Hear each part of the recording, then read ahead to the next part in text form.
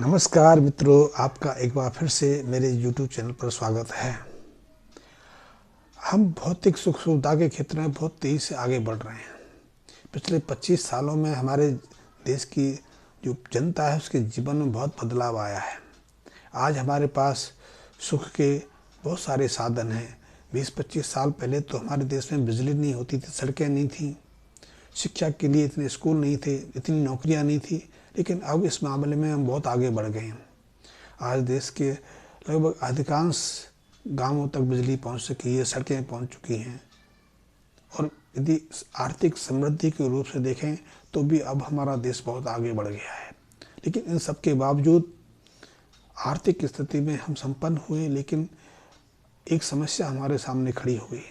समस्या ये खड़ी हो गई कि आज ज़्यादातर युवाओं के सामने वैवाहिक जो वैवाहिक कार्य है, गृहस्थ जीवन की शुरुआत के जो पल हैं वो बहुत पीड़ादायक बन गए, क्योंकि युवाओं को समय अनुसार अपना वैवाहिक कार्य करने के अवसर नहीं मिलते। इसीलिए बहुत युवा 35 साल की उम्र पास कर जाते हैं। मेरे पास कई लोग तो ऐसे आते हैं जिनकी उम्र 40-42 से ऊपर पहुंच जाती है, और इसमें युवक ही नहीं, युवतियाँ भी रहती हैं। वो अच्छी नौकरी कर रही होती हैं, लाखों के पैकेज उनके हाथ में होते हैं, अपना मकान होता है, कार दुकान सब कुछ उनके पास होता है, लेकिन जीवन साथी का कष्ट उन्हें परेशान करता है। ऐसा नहीं कि उनके जीवन में गृहस्थ सुख का कोई अभाव रहा है। एक समय उनके पास प्रेमिका के रूप में एक जीवन साथी भी थे, उन्होंने काफ़ी समय व्यतीत किया, लेकिन स्थायी रूप से देखें तो उनके पास पति के रूप में या पत्नी के रूप में स्थायी जीवन साथी नहीं होता। वैवाहिक कार्य बहुत मुश्किल हो गया है, और जितना ये वैवाहिक कार्य विलंबित होता है उतनी परेशानी बढ़ती जाती है, क्योंकि 35-40 के आसपास पहुंच जाने के बाद वैवाहिक कार्य का कोई ज़्यादा महत्व नहीं रह जाता। क्योंकि 40 साल की उम्र में यदि आप बच्चे को जन्म देंगे तो बच्चा जब 25 का होगा तब 65 का हो जाएंगे, और 65 वृद्धावस्था का अंतिम पड़ाव है। अब उम्र तो ज़्यादा है नहीं, 40-42 के आसपास पहुँचते पहुँचते हमारा सांस फूलने लगता है, हमारी शारीरिक क्षमता जवाब देने लगती है। तो ऐसे में यदि आप वैवाहिक कार्य से परेशान हैं, आपसी वैवाहिक संबंध करना चाहते हैं, या आपके भाई या आपके परिवार के सदस्य बच्चे अभी वैवाहिक उम्र में हैं लेकिन वैवाहिक संबंध नहीं बन पा रहे हैं, तो ऐसे में आप वैवाहिक संबंध में कुछ उपायों की मदद ले सकते हैं। सामान्यतः वैवाहिक कार्य के लिए शुक्र, बृहस्पति, मंगल, चंद्रमा ये शुभ स्थिति में रहने चाहिए। इनके अलावा 7वां जो 7th घर है, 12th घर है, दूसरा घर है, चौथा घर है या 9वां घर है, ये भी शुभ स्थिति में रहने चाहिए, शुभ भावों से संपन्न होने चाहिए। और ऐसे में यदि शुक्र प्रबल हैं, बृहस्पति प्रबल हैं, तो निश्चित रूप से मंगल शुभ स्थिति में है तो वैवाहिक कार्य का संपन्न हो जाना सहजता से हो जाता है। लेकिन आज हम इन्हीं ग्रहों को अपने कर्म के अनुसार, अपने व्यवहार के अनुसार, अपने खान पान के अनुसार या अपनी जीवन शैली के अनुसार इतना अशुभ बना लेते हैं कि हमारे वैवाहिक कार्य में निरंतर विघ्न बाधाएं खड़ी होती रहती हैं। कई बार तो हम ही रिश्तों को रिजेक्ट कर देते हैं, क्योंकि वैवाहिक कार्य को संपन्न करने के लिए शुक्र और मंगल की प्रमुखता बहुत आवश्यक है। शुक्र 20-22 साल के आसपास बहुत सक्रिय अवस्था में रहते हैं। शुक्र मंगल का जो प्रभाव है 25-26 साल तक अपने चरम पर रहता है, उसके बाद ही ढलना शुरू हो जाता है। और इसी उम्र के आसपास आप देखते हैं कि विपरीत लिंगी आकर्षण भी बढ़ता है, और लड़कियों के लिए लड़कों के और लड़कों के लिए लड़कियों के रिश्ते बहुत आते हैं। लेकिन तब हम अपने लड़के की या अपनी स्थिति को देखकर, क्योंकि हम बहुत ऊंची तनख्वाह लेते हैं, ऊंची पदवी पर कार्य करते हैं, हम किसी मल्टीनेशनल कंपनी में हैं या हम सरकारी किसी अच्छी नौकरी में हैं, तो हम बहुत रिश्तों को रिजेक्ट कर देते हैं। और रिजेक्ट करने के पीछे कारण ज़्यादा नहीं रहता। बहुत लड़के इसलिए लड़कियों को रिजेक्ट करते हैं कि पतली नहीं है, उसकी हाइट कम है, वो कम पढ़ी लिखी है, उसको कपड़े पहनने अच्छे नहीं आते, वो अंग्रेजी नहीं बोल पाती है, वो किसी कंपनी में नौकरी नहीं करती है, उसके पास डिग्री नहीं है, या अब सब कुछ है, तो हम इसलिए रिजेक्ट कर देते हैं कि वो हमारे माँ बाप की सेवा नहीं कर पाएगी, क्योंकि वो ज़्यादा पढ़ गई है। हम फिल्मी दृष्टिकोण से अपने जीवन साथी चुनने का प्रयास करते हैं। फिल्मों में एक काल्पनिक और फिल्मी जो लोग हैं, फिल्म सर्कल में जो काम करते हैं, उनके जीवन के विषय में हम रत्ती भर भी नहीं जानते। वो एकदम विपरीत है। फिल्मों में वो अपना आदर्श स्थिति शो करते हैं, लेकिन वास्तविक जिंदगी में वो उतनी घटिया और निम्न स्तर के होते हैं। लेकिन हमारे मस्तिष्क में फिल्मी चलचित्र बैठ जाता है, हम उसी को अपने जीवन साथी में प्रक्षेपित करने का प्रयास करते हैं। हमें जीवन साथी उच्च नौकरी वाला, सुंदर, सुशील, स्वस्थ, सब कुछ संपन्न मिले, आज्ञाकारी हो, लेकिन ऐसी सभी शर्तें, सभी कंडीशन किसी पर लागू नहीं होती। जीवन साथी जीवन जीने के लिए चुना जाता है। हमारे जीवन में, हमारी पद्धति में विवाह एक संस्कार है, इसका संबंध एक लंबी अवधि के लिए है। हमारे जीवन पद्धति में विवाह कोई कॉन्टैक्ट नहीं है कि कुछ समय के लिए कॉन्टैक्ट किया जाए। वैसे आज हमारे जीवन में ये प्रचलन बहुत तेजी से बढ़ गया है। शादी कब टूट जाए, कब बन जाए, कोई मतलब नहीं। जीवन में 5-5 शादियां भी हम कर लेते हैं, फिर भी ना हम शादी करना छोड़ते हैं, ना हमारी वासना संतुष्ट होती है। पश्चिमी जीवन शैली को अपनाना शुरू कर लिया है। तो ऐसे में यदि आप शीघ्र विवाह करना चाहते हैं तो कुछ उपायों की मदद ले सकते हैं। इसके लिए सबसे पहले शुक्र को, बृहस्पति को प्रबल करना बहुत आवश्यक है। यदि आपने बृहस्पति को प्रबल करना है तो बृहस्पतिवार का व्रत रख सकते हैं। बृहस्पतिवार के दिन आप शिव मंदिर जाकर, यदि आप युवती हैं तो पार्वती की पूजा अर्चना कर सकते हैं, श्रृंगार कर सकते हैं। बृहस्पति के दिन आप उपवास रख सकते हैं। यदि आप युवक हैं तो भी बृहस्पति का उपवास और पूजा अर्चना की जा सकती है। शुक्र को भी आप इस उपाय को कर सकते हैं। सोमवार के दिन भी इस उपाय को कर सकते हैं। इसके अलावा युवतियों को या युवकों को पीपल और बट वृक्ष की सेवा करनी चाहिए। बट वृक्ष पर प्रातःकाल आप पानी में दूध मिलाकर बट वृक्ष के जड़ में डालकर, जो मिट्टी की वहाँ की आसपास गीली होती है, उसका तिलक अपने मस्तक पर लगाना चाहिए। या यदि आपने पीपल की पूजा को चुनना है तो पीपल के वृक्ष पर पानी चढ़ाकर और पीले सूत से, कच्चा धागा, उसको आप हल्दी से रंग लें, या फिर जो केसर होती है, केसर में रंग लें, और उसके कम से कम 11 बार हर शुक्रवार को या हर बृहस्पतिवार को आपको पीपल पर लपेटना है। उसकी जड़ों में पानी समर्पित करना है, फिर घी का दीपक जलाना है, और फिर वहाँ की गीली मिट्टी का तिलक भी अपने मस्तिष्क पर लगाना है, नमन करना, प्रणाम करना है। इस उपाय को करें। जिन लोगों को शीघ्र विवाह करना है वो पुखराज धारण कर सकते हैं। पुरुषों के लिए सफ़ेद पुखराज और युवतियों के लिए पीला पुखराज बहुत उपयोगी है।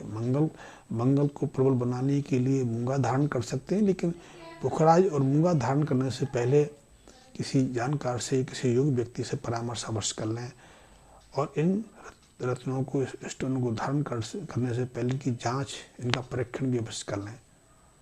और यदि ये सूट करते हैं तो आपकी वैवाहिक जो रुकावट है उसको अनायास दूर कर देते हैं, शीघ्र विवाह की संभावना बन जाती है। तो आप इस उपाय को कर सकते हैं। दूसरा, वैवाहिक कार्य में एक और परेशानी इसलिए आती है कि हम कुल परंपरा को त्याग देते हैं। हम अपने बुजुर्गों का अपमान करते हैं, माँ बाप का अपमान करते हैं, उनकी बात नहीं मानते, उनसे दूर भागते हैं, उनका अनादर करते हैं। हमें अपने कुल परिवार के बारे में कोई जानकारी नहीं रहती। कुल देवता देवी की बात तो भूल ही जाइए, हमें अपने दादा की जानकारी भी नहीं रहती। और आजकल तो हम ऐसे एक ऐसी पीढ़ी पैदा कर रहे हैं, उस पीढ़ी को अपने दादा दादी के बारे में कोई जानकारी नहीं, क्योंकि एक प्रचलन चल गया है, न्यूक्लियर फैमिली का प्रचलन चल गया है। हम दो हमारे दो, या हम दो हमारा एक। तो एक को हम दो दिखाई देते हैं और हम दो को एक दिखाई देते हैं, और 24 घंटे उसकी परवरिश में, उसकी रखवाली में, देखभाल में व्यतीत हो जाता है। या फिर हम एक के लिए एक आया रख लेते हैं, हम भी उसके लिए पूरा समय नहीं दे पाते। ऐसे में उस एक को दादा दादी के बारे में कोई जानकारी नहीं, चाचा चाची के बारे में, बुआ के बारे में, बहन के बारे में कोई जानकारी नहीं, और ये एक बहुत प्रतिकूल स्थिति है। ऐसे में हमारे जीवन के बहुत सारे अंश जो हैं दुखदाई और अंधकार में चले जाते हैं।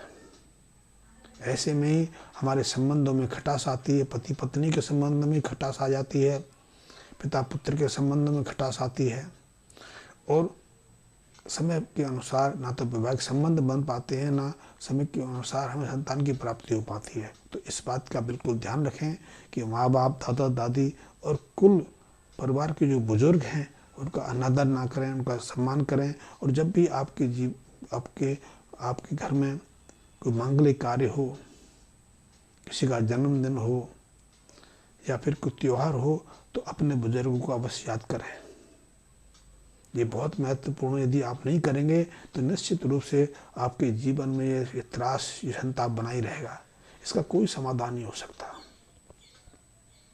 दूसरा, और भी कुछ कारण हैं कि मंगल की प्रबलता के लिए हम भाइयों के साथ बना के रखें, भाइयों का अनादर ना करें, भाइयों की, मित्रों की मदद करते रहें। सामर्थ्यवान है तो मदद कर सकते हैं। यदि आप लाखों का पैकेज लेते हैं, और मदद हमेशा धन से नहीं होती है। वैसे भी एक प्रचलन है कि कोई झुकता तब है जब वो मजबूर होता है, या फिर जो आपसे प्रेम करता है, आप पर प्रेम बरसाना चाहता है, आपकी सुरक्षा करना चाहता है।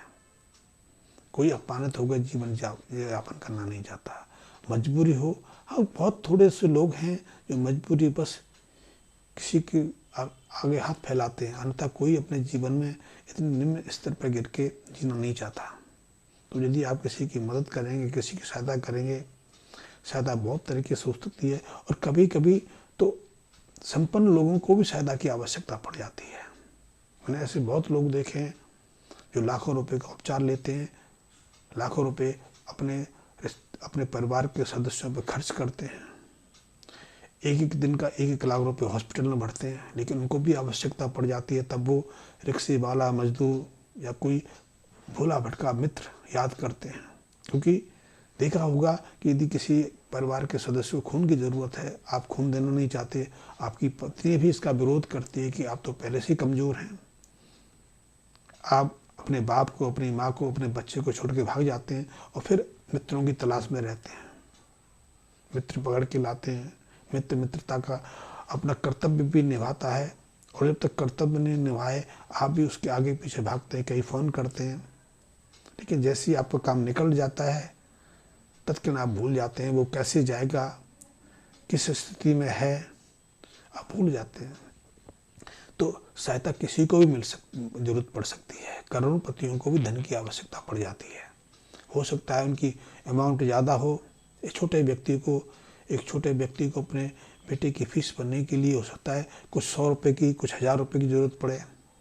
1000 से आप नीचता अनुभव करने लगते हैं, उसकी मजबूरी, उसकी बेईमानी देखने लगते हैं, और विराट बड़े से आप उसकी संपन्नता, आप चाहते हैं कि उसने मौका दिया, ऐसे संबंध सुधर जाएंगे, लेकिन ऐसा मत करिए। ऐसे संबंधों से ही हमारे जीवन में कई परेशानियाँ खड़ी होती हैं, और इसका एक कारण है कि हम अपने बच्चों का समय अनुसार व्यवहार नहीं कर पाते हैं, हम स्वार्थी हो जाते हैं। इसके अलावा वैवाहिक कार्यों के लिए अपने बुजुर्गों का, अपने पुरोहित का, अपने शिक्षक का या किसी मंदिर के पुजारी का आशीर्वाद लेना ही ना भूलें।